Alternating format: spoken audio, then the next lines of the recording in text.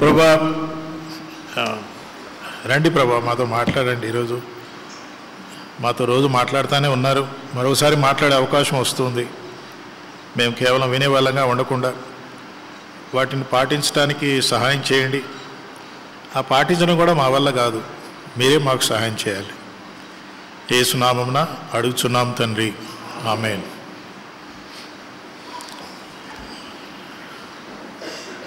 ఏం మాట్లాడుతున్నావు, దిమాగ్ ఖరాబ్ అయిందా అంటారు కదా. ఈరోజు దిమాగ్ గురించే మాట్లాడదాం.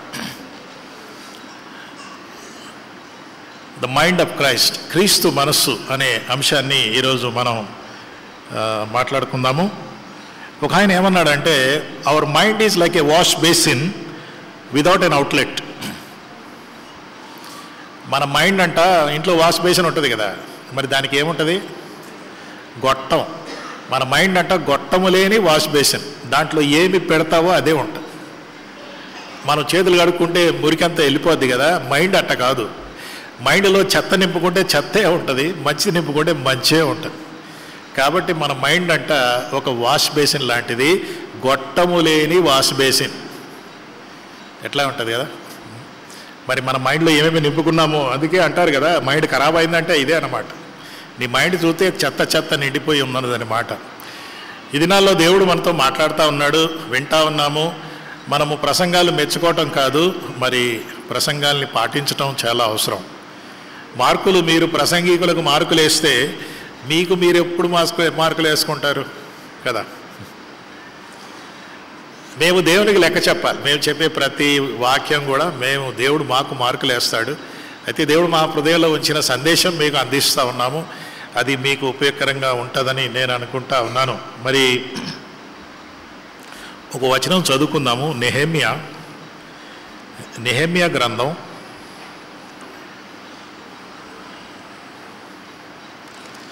5వ అధ్యాయము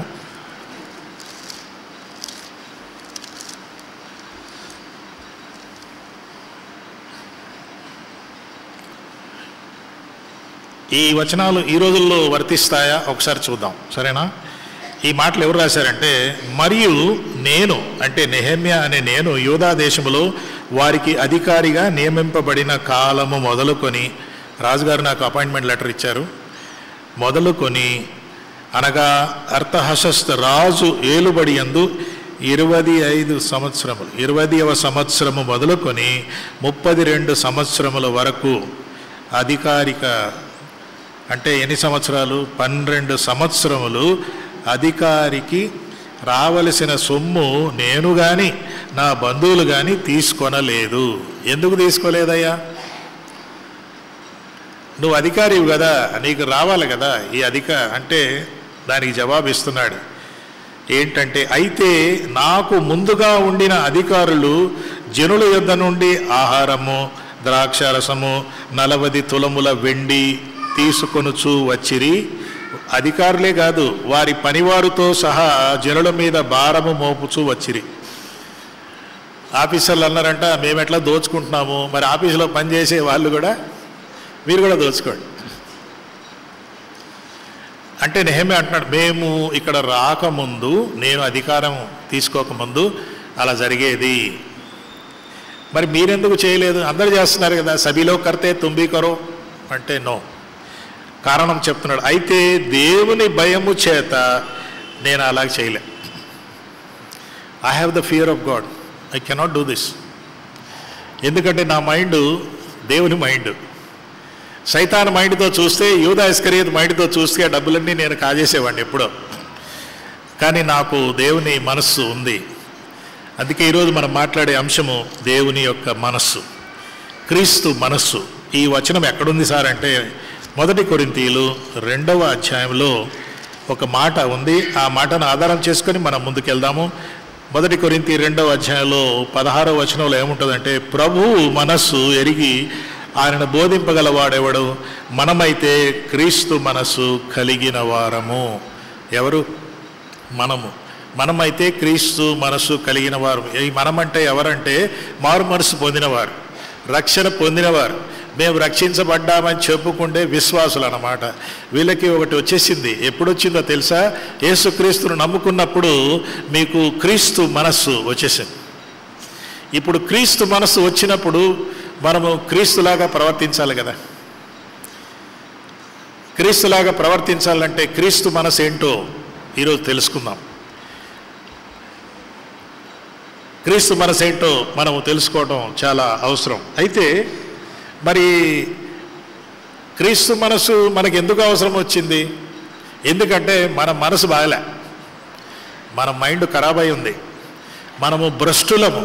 2 పేతురు 1:4 చూస్తే భ్రష్టత్వము నుండి తప్పించుకొని అనేది నేను చాలాసార్లు చెప్పాను. మన మైండ్ భ్రష్టత్వంతో ఉంది, చెడిపోయి ఉంది. మళ్ళీ ఎందుకు చెడిపోయిందంటే దేవుడు మానవుణ్ణి సృష్టించినప్పుడు చెడిపోయిన మనసుతో సృష్టించలే. తన పోలిక చొప్పున తన స్వరూపములో మానవుణ్ణి సృష్టించాడు. కాబట్టి దేవుడు మానవుడికి ఒరిజినల్గా ఆయన మైండే ఇచ్చాడు. ఒరిజినల్గా మానవుడు పాపంలో పడకముందు మరి మానవుడికి దేవుడు తన మనసే ఇచ్చాడు. ఫలించండి, వశపరచుకోండి, అధికారం చెలాయించండి, ఇదంతా సృష్టి అంతా నువ్వే, ఈ సృష్టికి కిరీటం నువ్వే, ఈ సృష్టి అంతా నీ అదుపులో పెట్టేసుకో. కానీ ఒక చిన్న రూల్ పెడతాను, ఆ ఫలం మాత్రం తినకు. ఓకే? ఆ ఫలం తినకుండా ఉంటే నువ్వు బాగుంటుంది. అంటే దేవుడు ఎందుకు చెప్పాడంటే మానవుడికి మైండ్ అనేది ఒకటి ఉందన్నమాట. మానవుడికి మైండ్ ఉంది కాబట్టే దేవుడు మానవుడికి మంచి చెడు గురించి మాట్లాడాడు. మన ఇంట్లో టీవీ రిమోట్ వాడతాం కదా,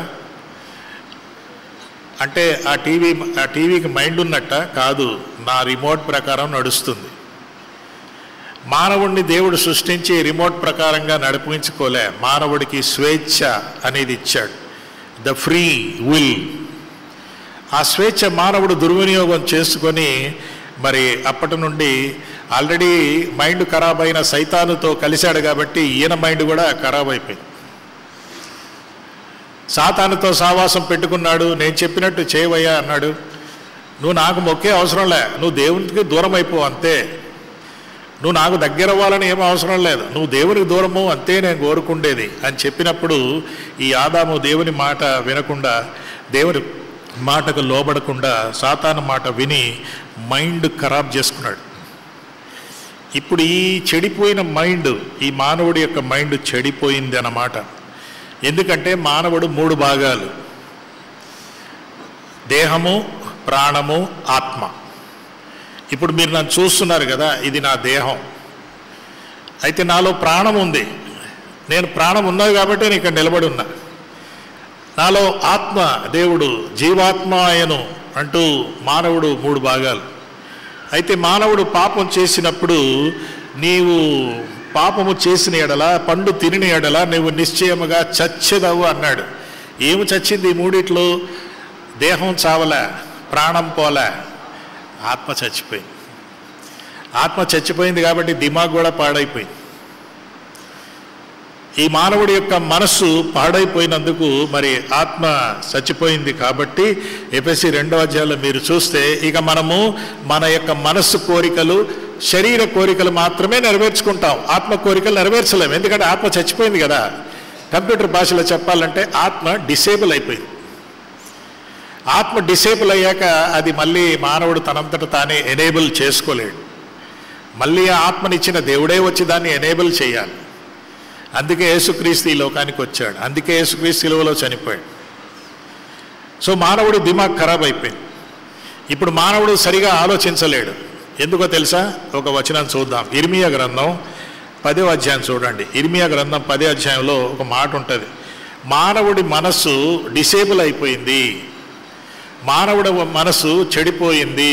ఈ చెడిపోయిన మానవుడి మనసు యొక్క సామర్థ్యం ఏంటో చూద్దాం. What is the capacity of a corrupted mind? What is the capacity? 10:23 ఇర్మియా గ్రంథం 10:20 ఏముంటుంది? యెహోవా తన మార్గమును ఏర్పరచుకున్నలో నరు వశములో లేదనియు, మనుషులు తమ ప్రవర్తన యందు సన్మార్గం ప్రవర్తించడం వారి వశములో లేదు.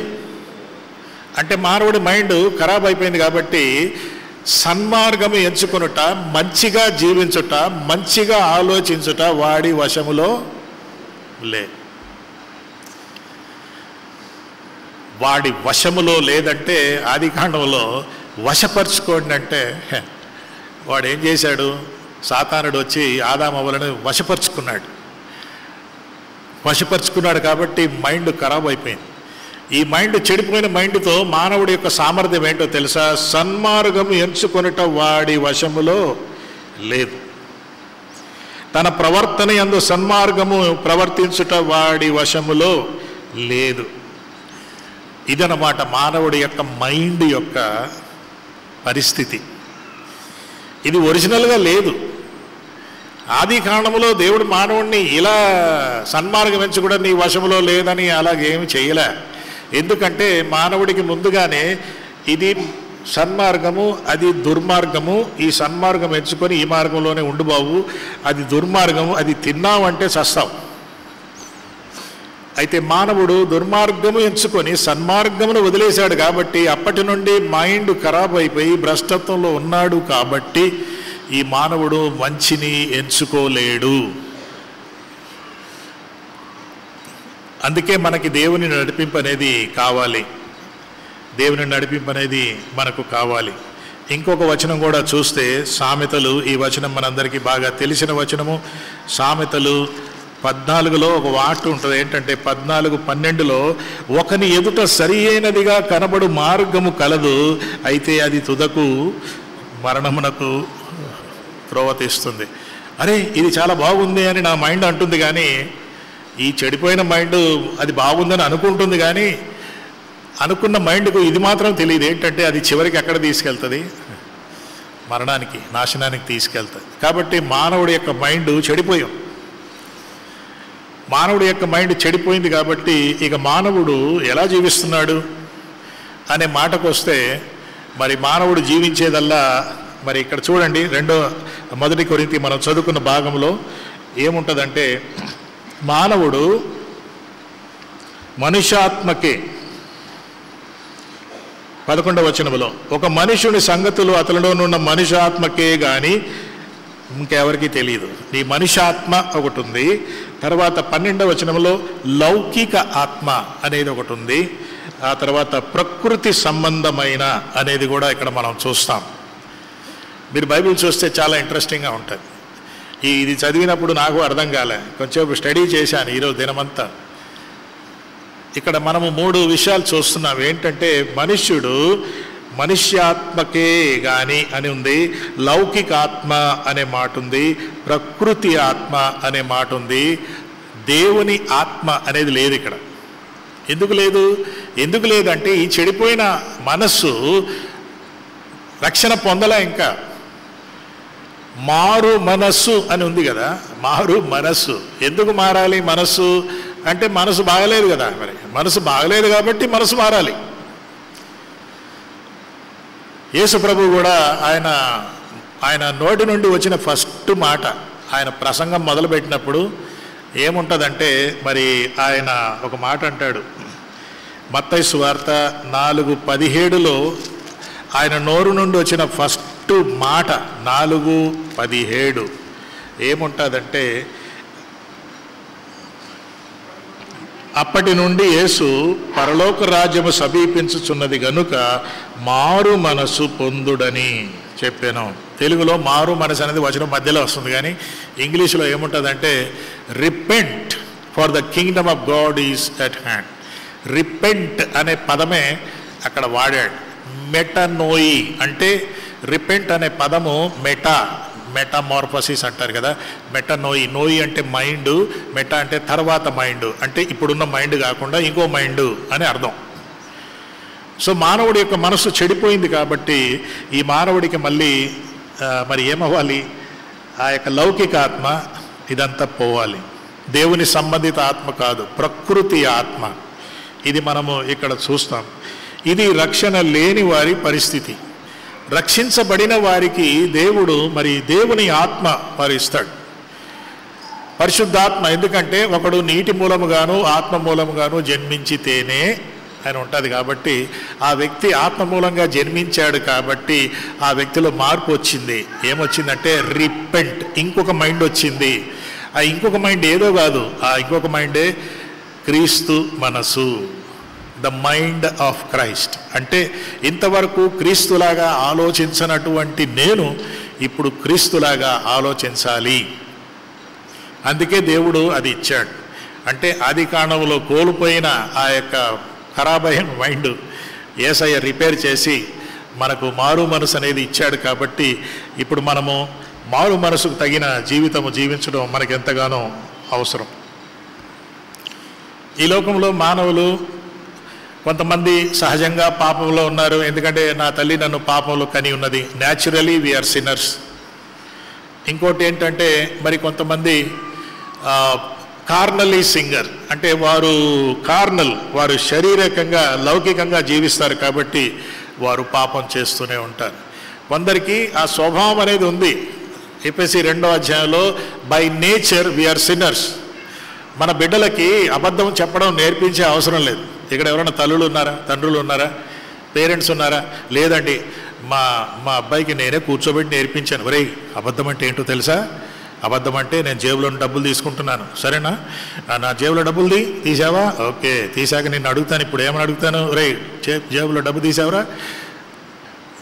తీశాను. అరే తీశాను అనకు, తీయలేదను. తీయలేదంటే ఏంటి డాడీ? తీయలేదంటే అబద్ధం రా. అబద్ధం అంటే ఏంటి? అది నాకు కూడా తెలియదు. చూసారా, మానవుడికి చెడు నేర్పించే అవసరం లేదు. మీకు చెప్పాను కొన్నిసార్లు, ఇంట్లో 2వ సంతానం వస్తే మొదటి దానికి ఇష్టంలే. ఇప్పటిదాకా అంతా నన్నే పెంచుకున్నారు, నన్నే ఎత్తుకున్నారు, ఇప్పుడు నన్ను ఎవడు ఎత్తుకోవడంలే, అంతా దాని మీదనే. కాబట్టి ఎవరు లేనప్పుడు వెళ్ళి దాన్ని గిల్లి గిచ్చి ఏడిపించి, ఒరేయ్ అసూయ అంటే ఇదిరా అని నేర్పించారా మీరు? లేదు కదా. అది మానవుల్లో ఆ స్వభావం ఉంది. అందుకే దిమాగ్ ఖరాబ్ అయింది కాబట్టి స్వభావం కూడా అలాగనే ఉంటుంది.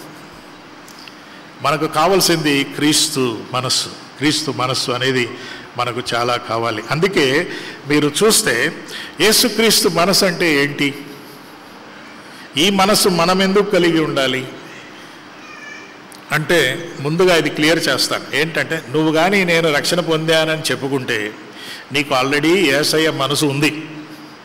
ఇక నువ్వు యేసయ్య మనసులో కలిగిన ఆ జీవితం జీవించాలి. If you are a born again person, you already have a mind of Christ and you have to behave like that. Show the mind of Christ in your talking, in your being, in your doing, everything. So జరిగిందేంటి ఇక్కడ? యేసుక్రీస్తు మనస్సు అంటే ఏంటో చూద్దాం. ఫిలిప్పీలకు రాసిన పత్రిక 2వ అధ్యాయంలో ఒక మాట ఉంది. ఫిలిప్పీలు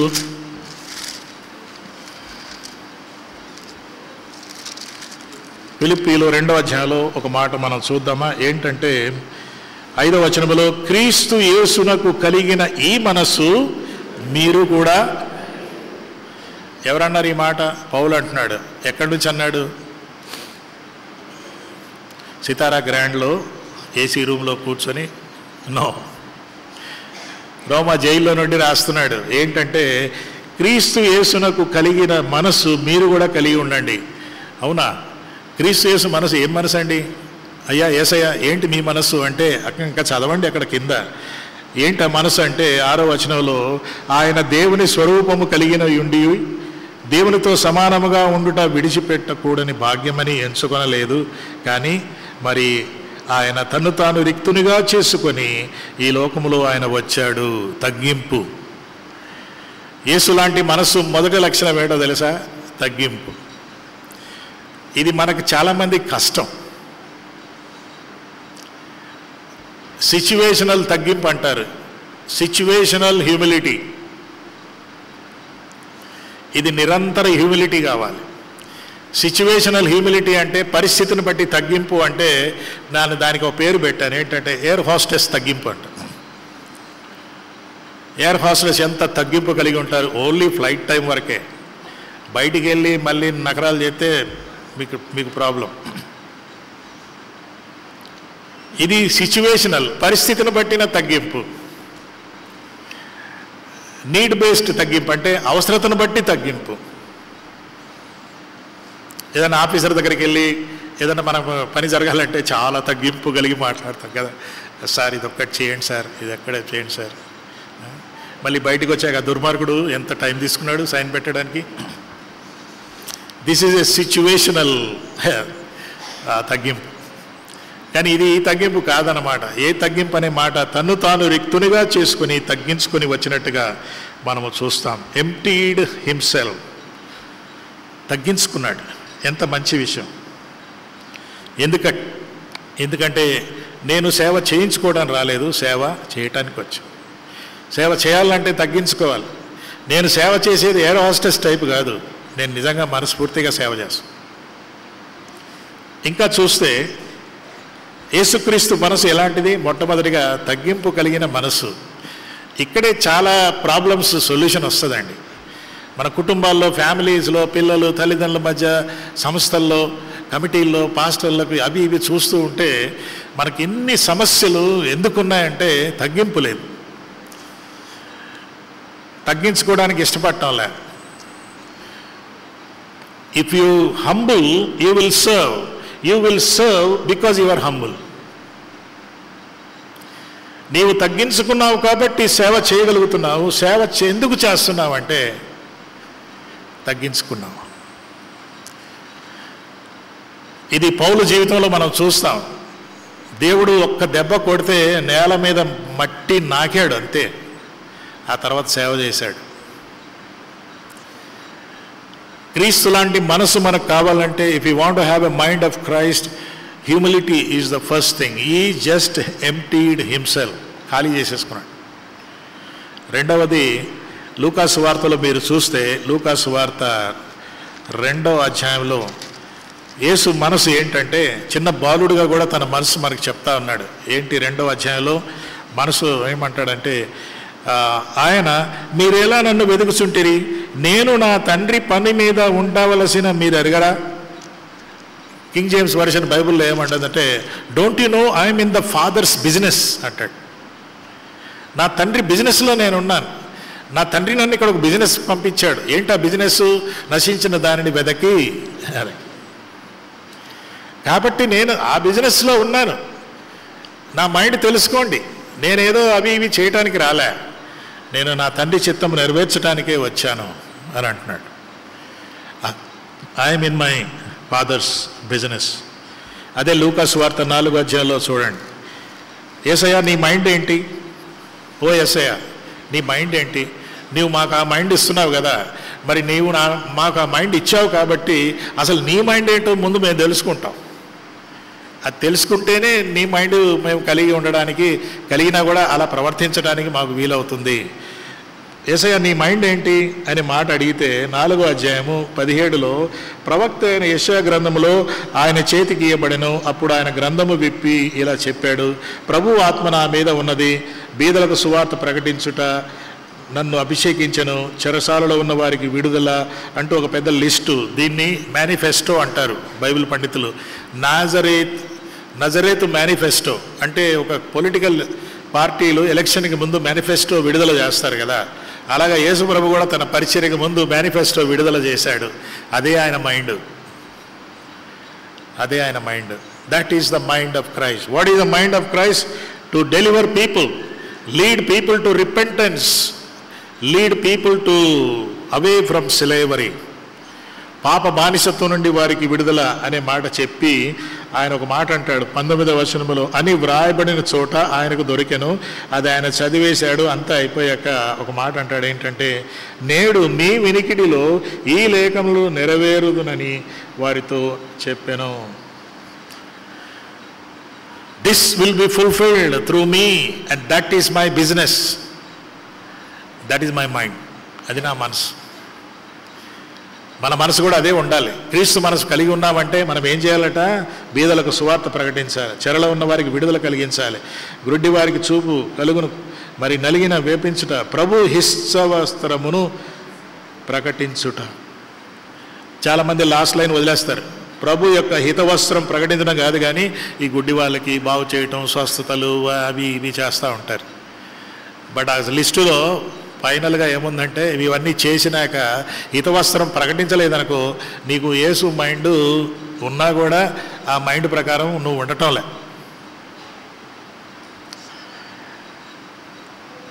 ఈ యొక్క యేసు మైండ్ ఇంకా చెప్పాలంటే, మరి ఈ మైండ్ కలిగిన యేసు తనకిచ్చిన పని పూర్తి చేశాక ఒక మాట అంటాడు. యోహాను సువార్త 17లో ఒక మాట ఉంటుంది. 17లో ఏమంటాడంటే, తండ్రి 4వ వచనములో, చేయుటకు నీవు నాకిచ్చిన పని నేను సంపూర్ణముగా నెరవేర్చి భూమి మీద నిన్ను మహిమపరిచితిని. ఇది నా మైండ్. నా మైండ్ ఏంటో తెలుసా?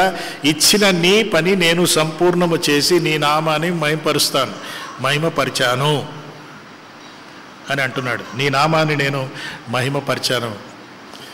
వీళ్ళారా, మనందరికీ దేవుడు ఆయా బాధ్యతలు ఇచ్చాడు. మనందరికీ గ్రేట్ కమిషన్, సువార్త ప్రకటించమని చెప్పాడు. తండ్రి మనకు అప్పగించాడు. ఎందుకంటే తండ్రి ఎవరికంటే వాళ్ళకి అప్పగించలే. ఎవరికి అప్పగించాడంటే క్రీస్తు మనస్సు కలిగిన వారికే ఇచ్చాడు. ఈరోజు నువ్వు రక్షణ పొందామని చెప్పుకున్నావు అనుకుంటే, నేను చెప్పుకుంటే, దేవుడు మన యొక్క గుండె మీద ఏం పెట్టాడంటే, సువార్త ప్రకటించు, సువార్త ప్రకటించు, ఇది నా బాధ్యత.